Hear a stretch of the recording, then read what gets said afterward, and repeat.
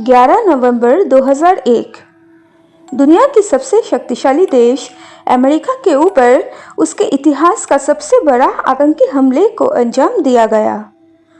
उस दिन Osama bin Laden के लीडरशिप के अंडर अल-कायदा का सिर्फ 19 आतंकवादियों ने मिलकर अमेरिका के करीब 3000 से ज़्यादा लोगों की जान ले ली थी और करीब 6000 से भी ज़्यादा लोग इस टेरर अटैक में घायल हो जाते हैं। पर लादेन ने ये हमला क्यों किया था? अमेरिका के साथ उसकी क्या दुश्मनी थी? और 9 सितंबर को कैसे सिर्फ 2 प्लेन ने वर्ल्ड ट्रेड सेंटर के 2 बिल्डिंग्स को ताश के पत्तों की तरह धूल में मिला दिया था?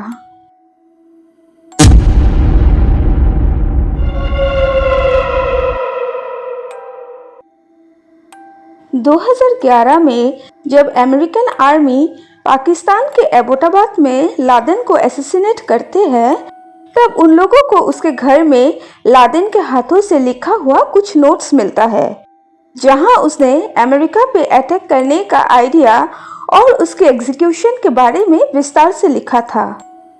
वो लिखते हैं, 31 अक्टूबर 1999 को जब एक Egyptian passenger plane Atlantic Ocean के ऊपर से जा रहा था, तब उस प्लेन का पायलट उस प्लेन को समुद्र में क्रैश करवा देते हैं, जिसमें 200 पैसेंजर्स की मौत हो जाती है। और इसी प्लेन क्रैश से ओसामा बिन लादेन को ट्विन टावर्स में प्लेन से अटैक करने का आइडिया मिला था। लादेन ने इस घटना को अंजाम देने के लिए जिस डेट को चुना था, यानी 9/11 या 9/11, उसके ऊपर भी कई थ्योरीज सामने आती है। लोगों का कहना है कि जस्ट बिकॉज अमेरिका में 911 एक इमरजेंसी नंबर है, इसलिए ओसामा ने ये डेट चुना था, ताकि जब भी अमेरिका वासी किसी भी मुसीबत के समय 911 डायल करेंगे, तब उनको ये 9/11 वाला इंसिडेंट याद आ जाएगा और ये इंसिडेंट बहुत दिनों तक उनको हॉन्ट करते रहेंगे। लेकिन इस डेट को चुनने के पीछे एक और कारण भी है, जो शायद कम लोग ही जानते होंगे। 1683 में पोलैंड के राजा जॉन III सोबेस्की और लिथुआनिया का ग्रैंड ड्यूक ओटोमन डायनेस्टी के मुस्लिम सेना के साथ लड़ रहे थे। ये मुस्लिम सेना उस समय वियना कैप्चर करने की कोशिश कर रहे थे, जिसमें मेजॉरिटी पॉपुलेशन क्रिश्चियंस थे। लेकिन उस समय 9 सितंबर के दिन ही पोलैंड के राजा ने उन मुस्लिम सेना को हरा दिया था। ओसामा बिन लादेन के हिसाब से उसी दिन से वेस्टर्न कंट्रीज मुस्लिम्स के ऊपर अत्याचार करने लगा था। इसीलिए लादेन ने यही 9 सितंबर के दिन वेस्टर्न नेशंस के सबसे शक्तिशाली देश के ऊपर अटैक करके ये समझाना चाहता था कि अब वो लोग मुस्लिम्स के ऊपर अपना सुपेरियरिटी नहीं दिखा सकते। 11 सितंबर 2001 शाम के ठीक 7:39 में अमेरिकन एयरलाइंस के फ्लाइट 11 बॉस्टन के लोगान एयरपोर्ट से लॉस एंजल्स जाने के लिए टेक ऑफ करती है। इस प्लेन में टोटल 11 क्रू मेंबर्स और 81 पैसेंजर्स थे, लेकिन उन 81 पैसेंजर्स के बीच में 5 हाईजैकर्स भी शामिल थे। उन हाईजैकर्स ने अपने साथ कुछ पेन नाइफ्स छिपा के ले लिया था। प्लेन टेक ऑफ होने के कुछ देर बाद वो लोग पैसेंजर्स और क्रू मेंबर्स को डरा के प्लेन के कॉकपिट के अंदर चले जाते हैं और प्लेन की कंट्रोल अपने हाथों में ले लेते हैं। इन हाईजैकर्स में से एक 33 साल के मोहम्मद आटा भी था, जो एक ट्रेन पायलट था। इसी मोहम्मद आटा ने इस फ्लाइट 11 को लॉस एंजल्स से के वजह न्यूयॉर्क की तरफ ले जाता है, जहां वर्ल्ड के फेमस ट्विन टावर्स स्थित था। फिर मोहम्मद आटा ने इस प्लेन को 8:46 को ट्विन टावर्स के नॉर्थ टावर के 93rd से 99th फ्लोर के बीच में क्रैश करवा देता है। क्रैश होते ही एक जोरदार धमाके के साथ चारों तरफ काले धुएं से घिर जाता है और करीब 15 किलोमीटर दूर से ही सब कुछ साफ साफ दिखाई दे रहा था। पहले तो सब लोगों ने सोचा कि शायद ये एक एक्सीडेंट है। चारों तरफ धुएं के बीच लोगों का चीख पुकार सुनाई दे रहा था। लोगों के दौड़ भाग के बीच एम्बुलेंस और फायर ब्रिगेड वहां तुरंत मदद के लिए पहुंच जाता है। इसी नॉर्थ टावर में फायर ब्रिगेड अपना रेस्क्यू मिशन शुरू करता है, लेकिन इसके ठीक 17 मिनट बाद यूनाइटेड एयरलाइंस का फ्लाइट 175 नॉर्थ टावर के एकदम बगल वाले साउथ टावर के 70th से 75th मंजिल में एकदम सेम तरीके से क्रैश कर जाता है। दूसरा क्रैश होने के बाद सबको ये क्लियर हो गया था कि ये एक प्री प्लान टेरर अटैक है। 9 सितंबर 2001 को सुबह 8:46 से लेके 9:03 के अंदर एक के बाद एक दो प्लेन ट्विन टावर्स के दोनों टावर में क्रैश करके अमेरिका को दहला दिया था। इस वाकया के तुरंत बाद सभी एयरलाइंस को शट डाउन कर दिया गया था और जो एयरक्राफ्ट टेक ऑफ कर चुका था उन सभी को पास के एयरपोर्ट में लैंड करने का आदेश दिया गया। But it was too late. आतंकवादियों का टारगेट सिर्फ ट्विन टावर्स नहीं था। NIA को पता चलता है कि अमेरिकन एयरलाइंस के और दो प्लेन्स फ्लाइट 77 और फ्लाइट 93 को भी उसी दिन हाईजैक किया गया था। इन दोनों में से एक प्लेन 9:33 अमेरिका के डिफेंस और सिक्योरिटी का मेन बिल्डिंग पेंटागन के वेस्ट वॉल में क्रैश करता है और दूसरी प्लेन को अमेरिका की राजधानी वाशिंगटन DC की तरफ रुख कर दिया गया था। ये अनुमान लगाया जाता है कि शायद इस प्लेन को अमेरिका की पार्लियामेंट या फिर व्हाइट हाउस में क्रैश करवाने का प्लान था, लेकिन उस प्लेन में बैठे पैसेंजर्स ने हाईजैकर्स के ऊपर एक साथ हमला कर दिया, जिसकी वजह से उन आतंकवादियों का ये प्लान नाकाम हो गया था और ये प्लेन पेनिसिल्वेनिया के एक खाली मैदान में क्रैश हो जाता है। पर ये सब यही खत्म नहीं हुआ।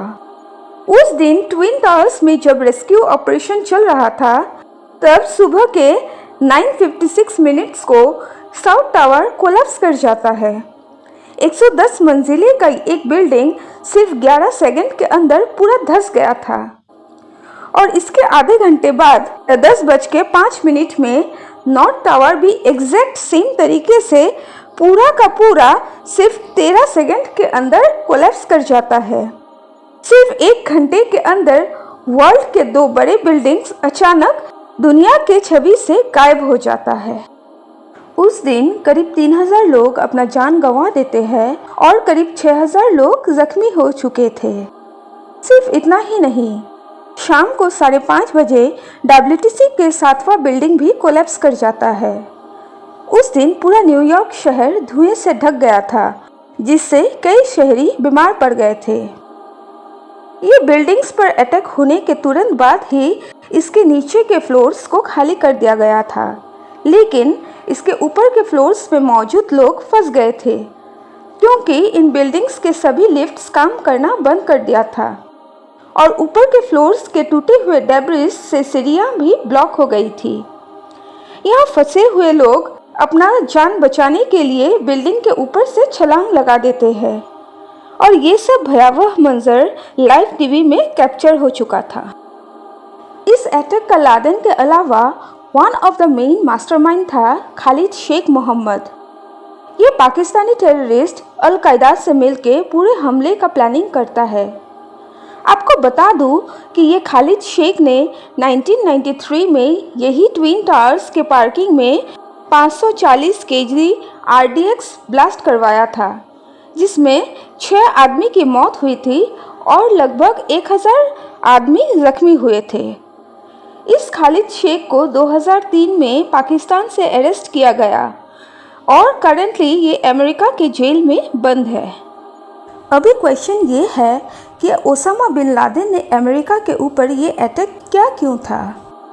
एक समय यही अमेरिका लादेन को हथियार सप्लाई करता था, तो फिर दोनों के बीच शत्रुता हुई क्यों और ये ओसामा बिन लादेन असल में था कौन। 1957 के 10 मार्च सऊदी अरब के रियाद में मोहम्मद बिन अवद बिन लादेन के घर ओसामा बिन अवद बिन लादेन का जन्म हुआ था। ये एक रहायशी परिवार था। ओसामा बिन लादेन का पिताजी सऊदी अरब में सऊदी बिन लादेन ग्रुप नाम का एक कंस्ट्रक्शन कंपनी चलाता था। लादेन एक बेहद इंटेलिजेंट स्टूडेंट था और वो ऑक्सफोर्ड यूनिवर्सिटी से अपना सिविल इंजीनियरिंग का कोर्स कंप्लीट करते हैं। लेकिन जब लादेन अब्दुल अजीज़ यूनिवर्सिटी में पढ़ाई कर रहा था, तब उस यूनिवर्सिटी में उग्र जिहादी प्रोपेगेंडा चलाया जाता था और ये सब कुछ ओसामा बिन लादेन को काफ़ी प्रभावित किया था। और इस एक्सट्रीमिस्ट आइडिया को फैलाने के लिए उस यूनिवर्सिटी के टीचर अब्दुल्ला अज़म का एक इम्पॉर्टेंट रोल था, जिसने ओसामा बिन लादेन को एक इंजीनियरिंग स्टूडेंट से आतंकवादी बनने का सफ़र में भी एक महत्वपूर्ण भूमिका निभाई थी। 9/11 अटैक का अगर मेन रीज़न को देखा जाए तो वो अरब ईरान कॉन्फ्लिक्ट को ही माना जा सकता है। इराक के डिक्टेटर सद्दाम हुसैन कुवैत के ऑयल रिजर्व को अपना कंट्रोल में लेने के बाद उसका नज़र सऊदी अरब के ऑयल रिजर्व में पड़ता है। उस समय सऊदी का आर्मी उतना स्ट्रॉन्ग नहीं था, इसलिए ओसामा बिन लादेन ने अपने अलकायदा के मिलिटेंट्स को सऊदी के पक्ष से सद्दाम के अगेंस्ट फाइट करने के लिए भेजने का प्रपोजल देते हैं। लेकिन सऊदी का राजा फहद लादेन के बजाय अमेरिका को हेल्प के लिए बुलाते हैं। इस इंसिडेंट से लादेन भड़क जाता है और वो अमेरिका के विरुद्ध स्टेटमेंट देने लगते हैं। अमेरिका के साथ अपना रिश्ता ना बिगड़े, इसलिए सऊदी का राजा लादेन को सऊदी अरब से निकाल देता है और उसका सिटीजनशिप भी कैंसिल कर देता है। सऊदी से निकाले जाने के बाद लादेन सूडान पहुंच जाता है, लेकिन सूडान भी अमेरिका के प्रेशर में आके लादेन को निकाल देता है। अब लादेन अफगानिस्तान जाके बस जाता है और तभी से लादेन अमेरिका के बदला लेने के लिए 9/11 जैसा अटैक प्लान करने लगता है। लादेन अमेरिका के ऊपर कई वजह से आक्रोश पाले हुए थे। इजराइल पैलेस्टीन युद्ध में अमेरिका का इजराइल को समर्थन, मिडिल ईस्टर्न कंट्रीज में युद्ध और अमेरिका का इराक के ऊपर सैंक्शंस। ये सब वाकया ओसामा बिन लादेन को अमेरिका के ऊपर हमला करके उसके नागरिकों और सरकार से बदला लेने के लिए प्रभावित करता है। 9/11 के इंसिडेंट होने के बाद से ही अमेरिका का intelligence department Osama bin Laden की खोज करना शुरू कर दिया था। अमेरिकन गवर्नमेंट ये घोषणा कर देता है कि जो व्यक्ति लादेन की हाइडआउट की जानकारी देंगे उन्हें $25 मिलियन की रिवॉर्ड दिया जाएगा। इसके 10 साल बाद अमेरिकन इंटेलिजेंस को ये खबर मिलता है कि ओसामा बिन लादेन पाकिस्तान की सहयोगिता से ही पाकिस्तान की एबोटाबाद में छिपा हुआ है। और फिर 2011 के 2 में अमेरिकन प्रेसिडेंट बैरक ओबामा के नेतृत्व में ऑपरेशन नेपच्यून के तहत 24 navy SEAL 2 Black Hawk helicopter लेके रात के करीब 1 बजे एबोटाबाद में लादेन के घर में घुस के उसे मार डालते हैं। ऐसे ही अमेरिकन गवर्नमेंट ने अपने नागरिकों को मारने वाले से अपना बदला पूरा किया। लेकिन ये बहुत बड़ी चिंता की बात है कि बहुत सारे टेररिस्ट ऑर्गेनाइजेशंस आज भी सक्रिय है और दुनिया के अलग अलग कोने में अपने टेररिस्ट अटैक को अंजाम देते रहते हैं। आपको क्या लगता है? मुझे कमेंट कर ज़रूर बताइए। धन्यवाद।